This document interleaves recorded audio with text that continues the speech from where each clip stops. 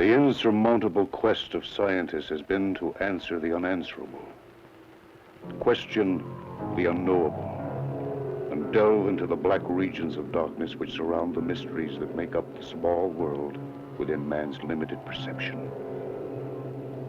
Is the world real? The thought essentially a true reflection or merely an illusion brought about by a mind separate from the ultimate reality? Thus is the question of man. In the year of discovery, 1881, when science had found the first leaves in the great volumes that were to follow, Dr. John Malthus, my father's father, had not only sired a son, but had undertaken of himself the fleeting dream of medical men from his day and before down to my own. That of producing everlasting life in a dark house and laboratory that would one day be inherited by me. Dr. Malthus pondered through the long hours of night over beakers containing the fluid of life. Life that to him indicated one thought alone, that it should be continuous and never-ending.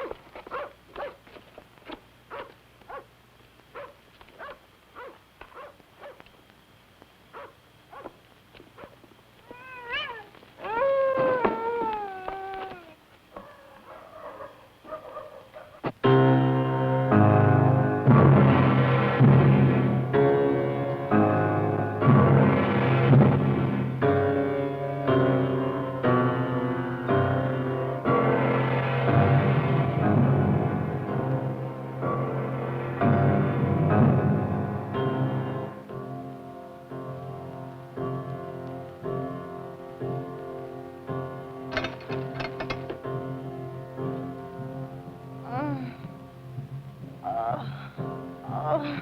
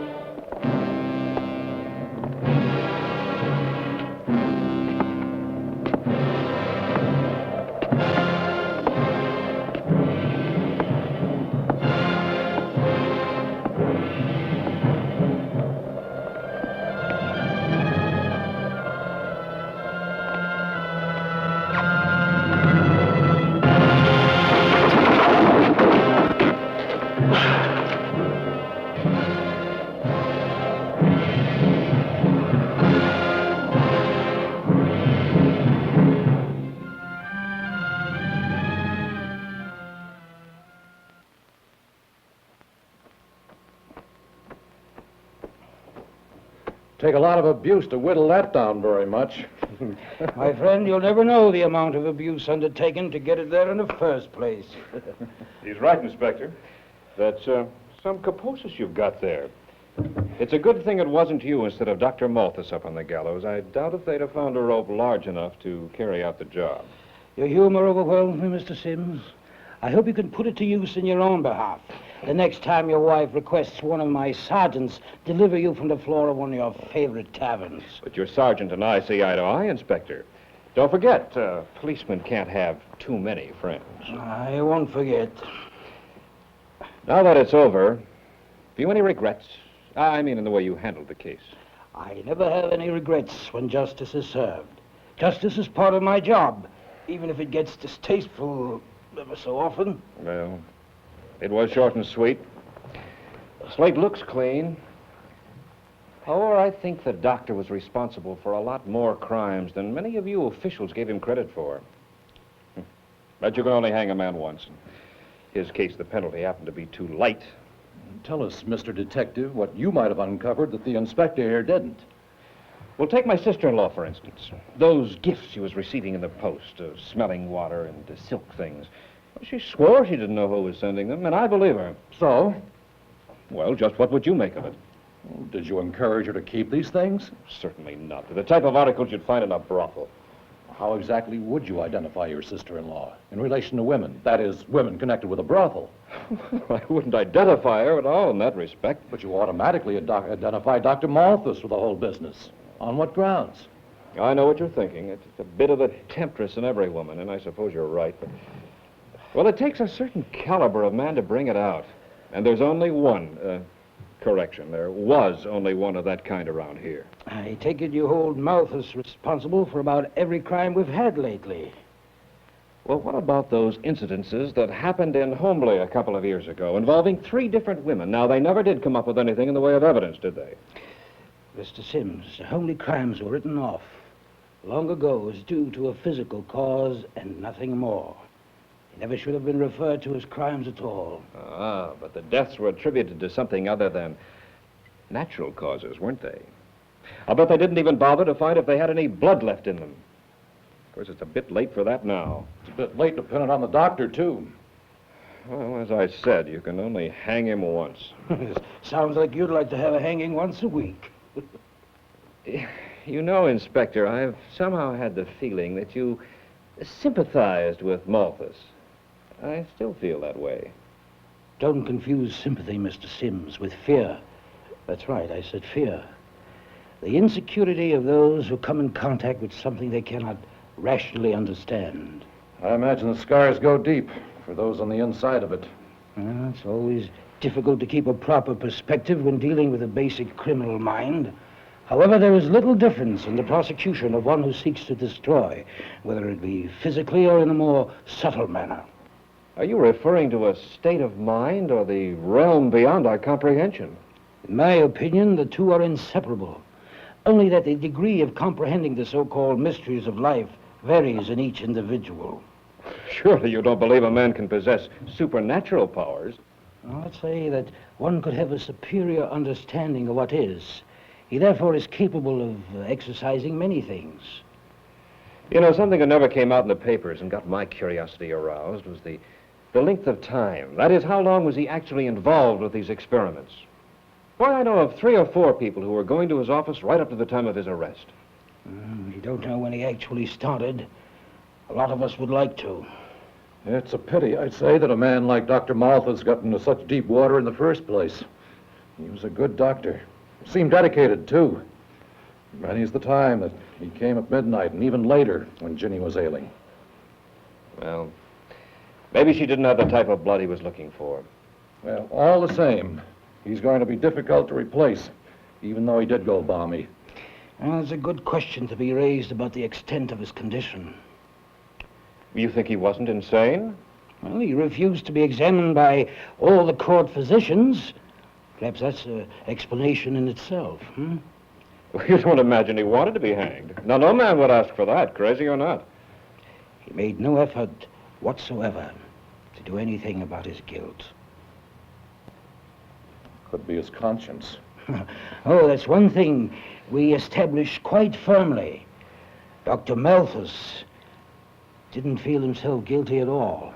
He believed himself absolutely justified in everything he carried out. And you still question the fact whether he was balmy or not. Oh, Inspector, I'm surprised. Well, to be honest, I'm a little surprised myself. So it seems were many others. Now, those that involved themselves to the extent of seeing really inside the case. There was much to be observed once you got beneath the surface. How old do you think Dr. Malthus was? Oh, I don't know. 30, 33 maybe? We uncovered the fact that it was 27 years ago that he graduated from medical school. Now, that means he'd been practicing here for at least 12. Matter of fact, I was still a sergeant when he first lanced a carbuncle on my neck. You know, my wife Ginny used to say, the doctor always looks so young. You're turning into an old man, but the doctor looks so young. She wasn't the only one to notice. And you honestly believe that these experiments with bloodlines gave him some sort of a fountain of youth? Well, I don't know what's possible and what isn't. A policeman looks for facts and lets the experts do the analyzing. In the case of Dr. Malthus, the facts, unfortunately, are still in that laboratory somewhere. The reports and his notes and such haven't been seen by any of us. His family absolutely refuses to let anybody in the house, and we have no legal right to search it. I'd say a lot of those doctors would like to take a look. You can bet on it. They all agree on one thing. Malthus was a most unusual man. He had secrets that perhaps none of us could believe possible. Whether or not there was any good in them is a question for the scientists, and it would take the best of them. As far as I'm concerned, it's a question that even the best of them probably will never be able to answer.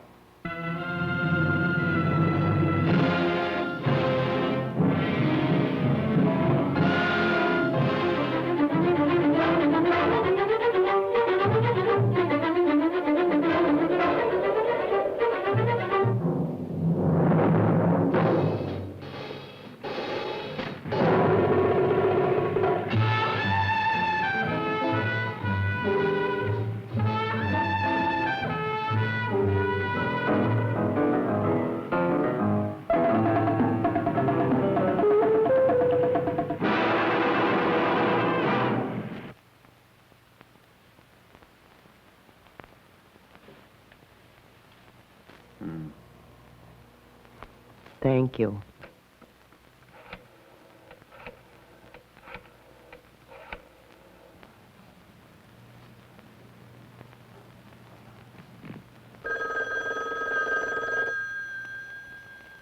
Oh, I'll get it. Hello, Beth? This is Janie at the office. Doctor's been completely tied up with appointments since morning, and it looks like a full house for the rest of the day. He asked me if I'd please call his fiancée for him and explain that due to his heavy schedule, which you'd surely understand, he can't make dinner at your house tonight. Yes, how well I know. But you'd better get used to it if you want to marry a doctor. Actually, the papers just came through on the house he inherited. His aunt's attorney recorded the deed yesterday, and he plans to look over the rooms tonight, right after he makes a house call. Don't ask me. He wants to see it tonight.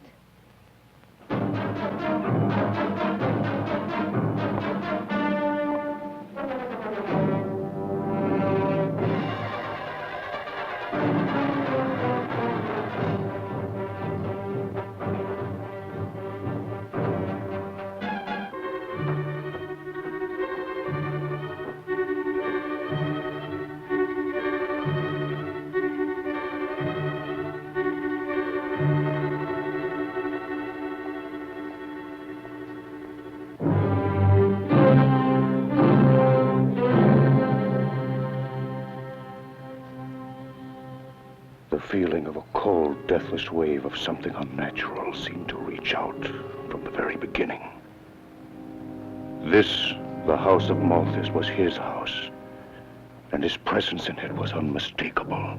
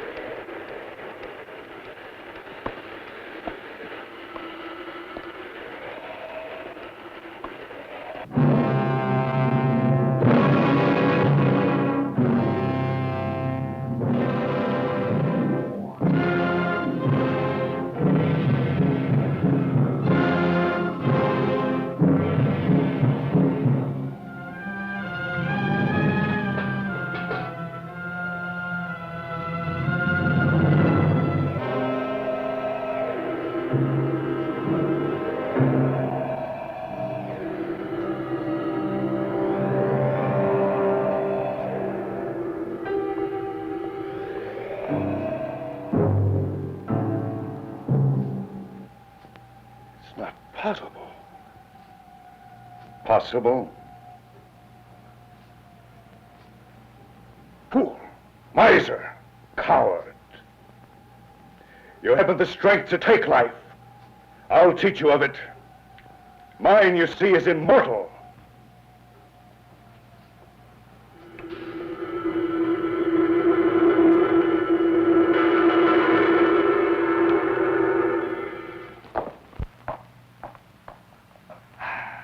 Where is he? I'm sorry, miss. I don't know when the doctor will be back. If he wasn't expecting you, perhaps it would be best to leave a message. He went after blood plasma, something like that, I think. Beth had become concerned over my behavior of secrecy, and I knew an explanation to her was something I had to face up to. She was greatly disturbed with my sudden attitude of aloofness, as she put it, and wanted a precise answer to her flat accusation that I was no longer interested in her and our plans for marriage. In realizing that a woman's concept of any unusual circumstances is generally ruled by the emotional stream of reaction, and in Beth's case would be considerably more than average, I knew it would be asking for unnecessary problems and possible disastrous complications if I would reveal any inkling of the situation I had become involved in. Beth's reasoning that I had gotten myself preoccupied to the degree that I had forgotten my social obligations to her family as well as to herself was valid enough, and I found it most difficult to explain away my actions in such a way as to be convincing and at the same time hide the real nature of what had been consuming the majority of my hours inside the laboratory that only I knew existed beyond the upstairs library. The fact that I had begun to act in this mysterious manner since moving into the house was interpreted by Beth as a bad omen, not only for the present, but in regard to our life together after marriage. She felt assured that in some way the house itself was to blame and could never become a place of happiness. I vainly pointed out that in the years that were to come, all talk of omens, good or bad, would long be forgotten. Dr. Malthus had found himself in an environment that to him would, without doubt, bring about the final, complete success of his long-awaited experiments. His delight over modern-day apparatus had brought such optimism that he flatly stated that the time was fast approaching in which he would have the answer to his problem of blood separation, and soon would provide a continuous supply of cells that inherently would never break down within the body, no matter what the circumstances. These would in turn provide each organ with the necessary nourishment to regrow themselves perpetually. As a scientist, I was, of course, greatly intrigued. Beth had assumed a new attitude and somehow convinced herself that a doctor involved deeply in the many problems of research should be viewed with a great emphasis upon patience and understanding. Even to her mother, who was beginning to doubt the sincerity of my intentions, Beth persisted in the defense of that in which, even though she knew nothing of the details, she felt was a legitimate and necessary part of my medical probings. As fate would have it, the time arrived when the first real clue to my actions would be heard firsthand. The visitor was a colleague of mine, Dr. Clinton Bernard, who had for years worked side by side with me at the hospital in which we both devoted 2 days a week to the charity patients. Dr. Bernard felt uneasy about his visit and wanted to apologize in advance for bringing news that was not only unpleasant, but perhaps a breach of faith that is held so highly by those in our profession. In coming to Beth at this time, Dr. Bernard hoped that the two of them could in some way derive upon a plan that would influence me to the realization that my entire medical career was in jeopardy in the circumstances he had become aware of. He told Beth quite frankly that I had been observed on 2 occasions inside the hospital lab during the hours in which everything is normally dark and such entrance is strictly forbidden by anyone in the hospital employ. It was found that several vials of the rarest drug combinations were missing from the shelf, and also a great amount of plasma and pure blood had been taken from the refrigerated vaults in which very few individuals had access to. But Beth was conservative in her evaluation of what she heard and was relieved that Dr. Bernard had come to her instead of the authorities. Her faith in me was admired by Dr. Bernard, but unfortunately not shared, as while he had not himself actually seen the act of theft taking place, there was little doubt in his mind as to who was responsible. Beth promised that she would take definite action at the earliest possibility in relieving all suspicions that, to her mind, were not at all justified.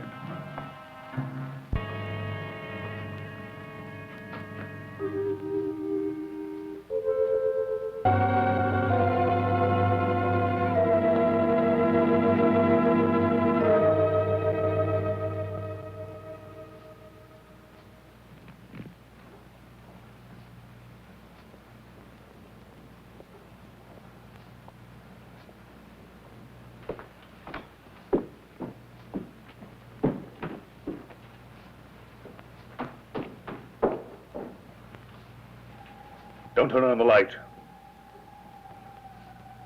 What's wrong? I've begun to age. You weren't fast enough with the blood supply. I have it. Your plasma compounds are no use to me. Did you get it in the natural state? No. You idiot! Poor, weak fool!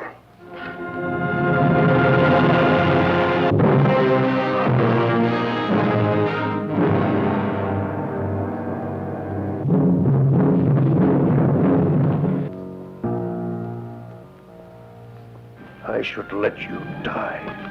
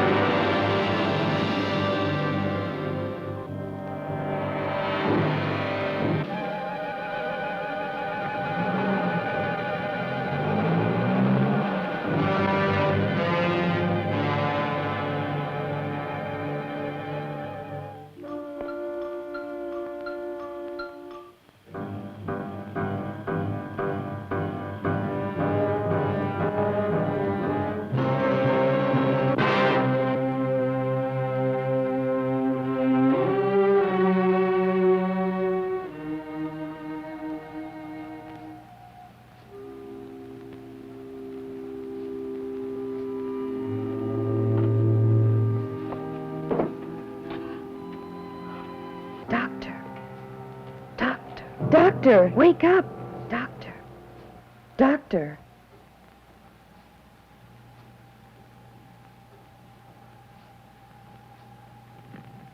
Malthus! Malthus!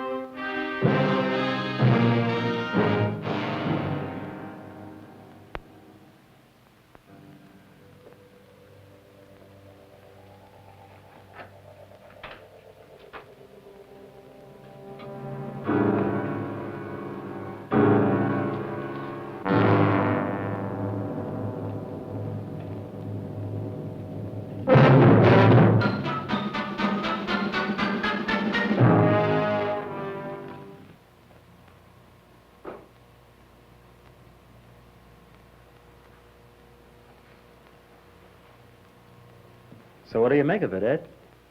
I don't know. Could be a simple case of elopement. Could be those people who reported it to the police overplayed everything.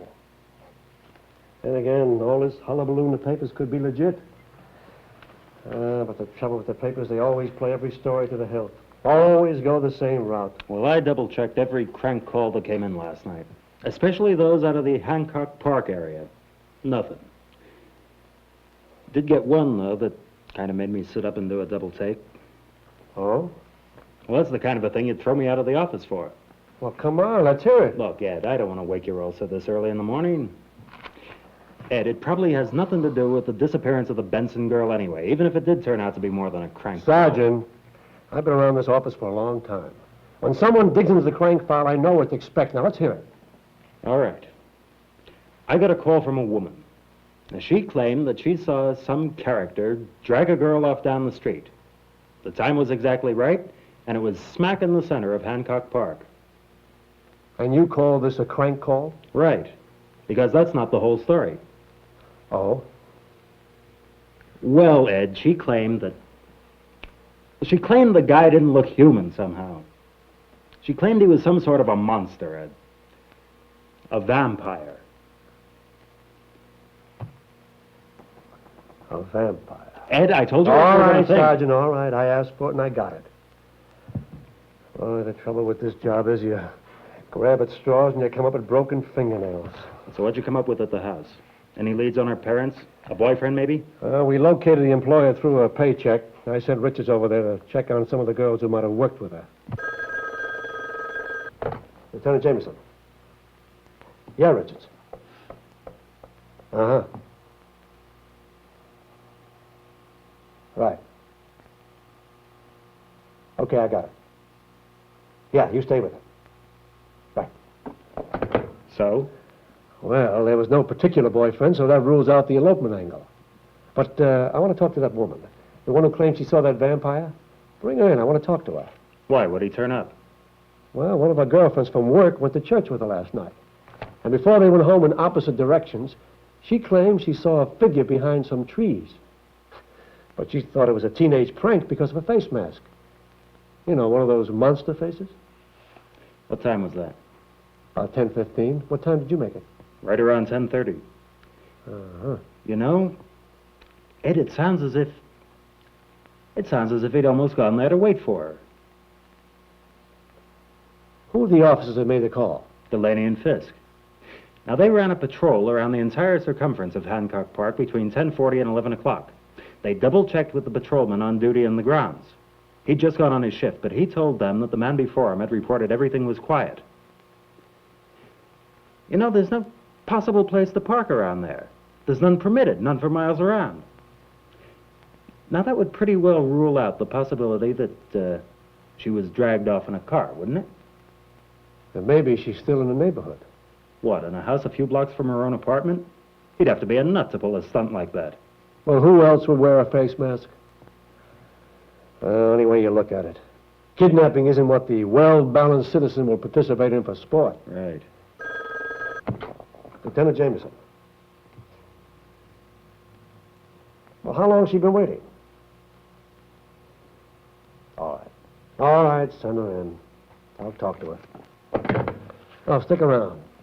Let's see what this one has to say. Come in. Come in.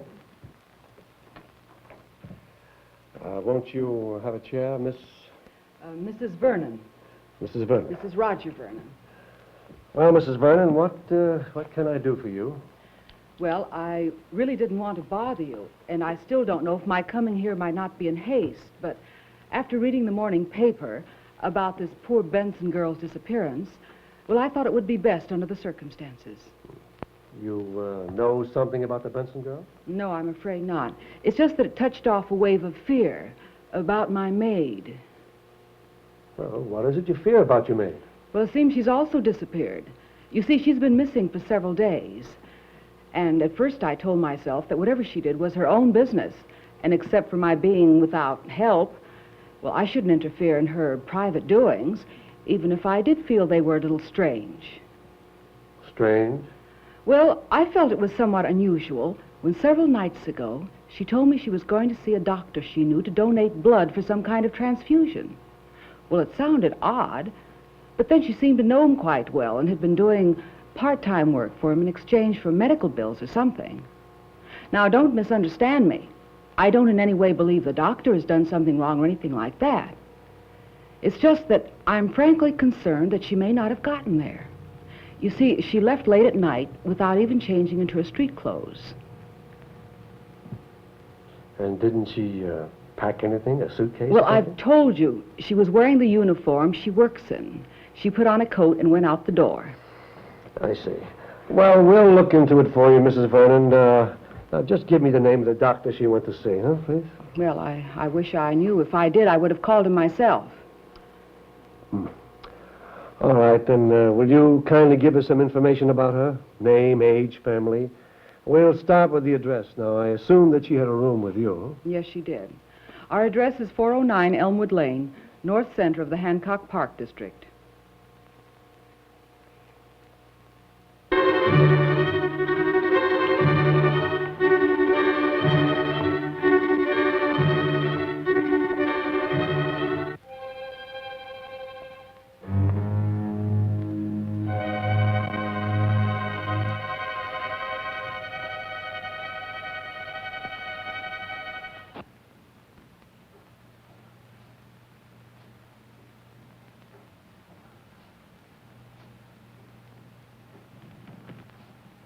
Give it up, Malthus. Malthus, you can't get away with it. Malthus, listen to me. I know what you plan to do. I've read your notes. But what you have in mind will never work. Sure, you have 3 people now and you require a total of 4, so you think. But the blood types won't mix the way you think they will. Malthus, you can't just lock people up as if they were animals. Where are you going to stop? You monster! You monster! Monster! Taking over my identity had provided everything necessary and every facility to ensure the successful propagation of his continued fortune. A ready-made life was his to step inside of. When a definite date had actually been made for the wedding, even Beth's mother was happier than she had been in years. Everything seemed in perfect order until Beth wondered why a scarf should be worn indoors.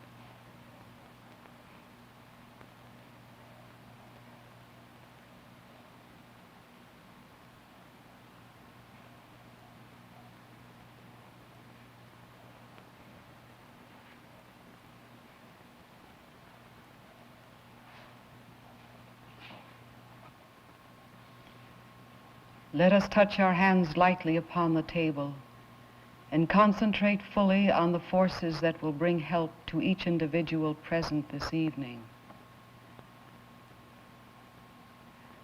Let us pool our strength and our vibrations so that each one may concentrate his mind completely and without reservation into the one channel of harmony that will lead us into the realms of ether.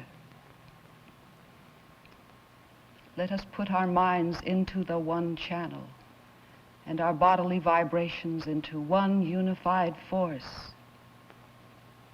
Let us concentrate with our being, with all our thought power, until it is directed toward the one point of combined strength and harmony that will allow us penetration into the realms beyond.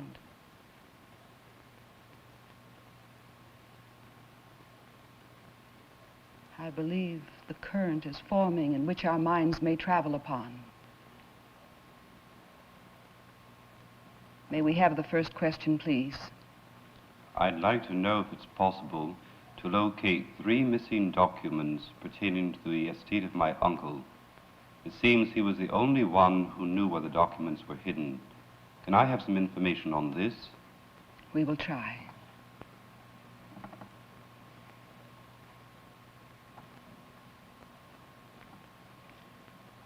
Something is wrong with our channel. I don't get anything at all. Maybe I'm trying too hard. No, it's not you. But we're being blocked. Oh, I'm sorry. I didn't hear you come in. We'll have to start again in a few moments.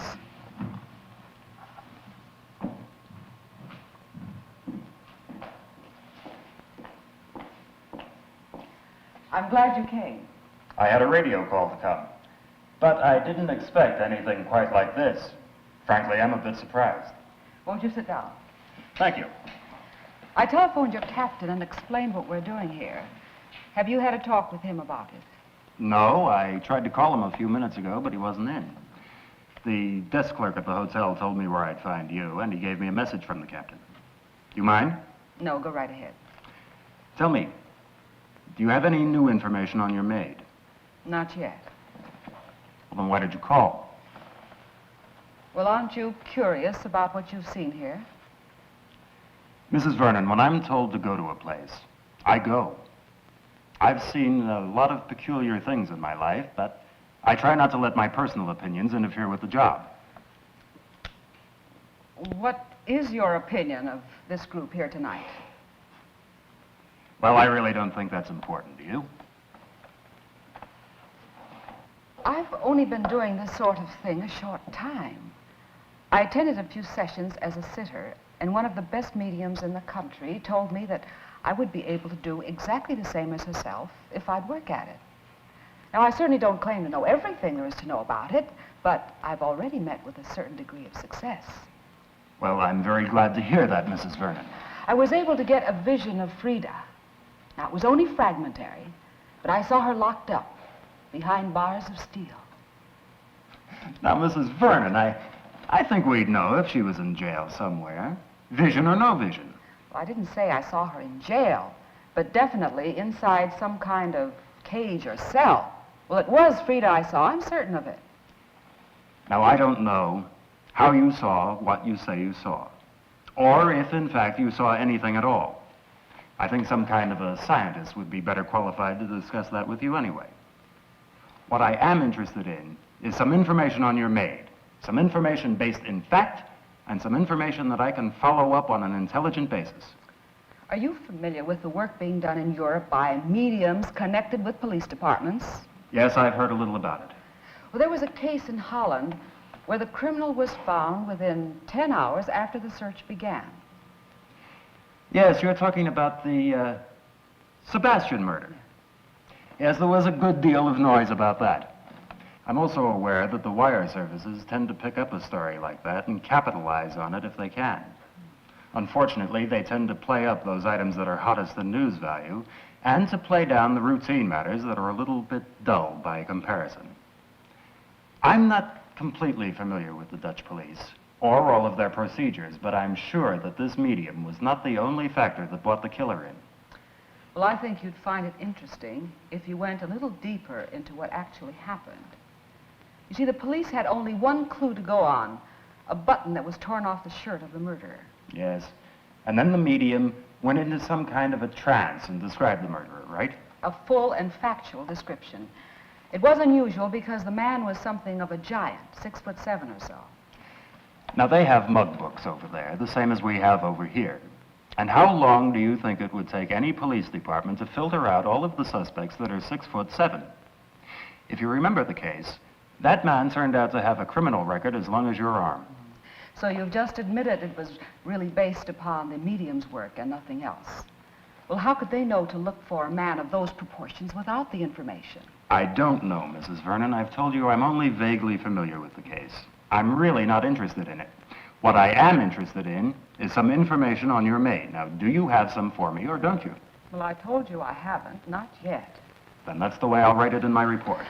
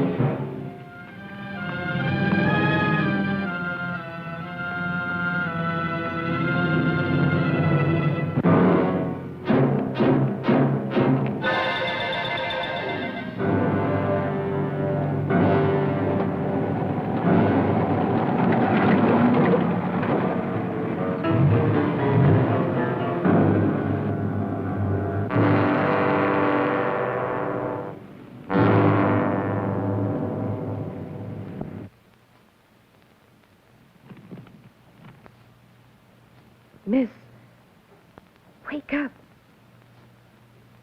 Wake up. You're the only one who can reach the keys. Try it.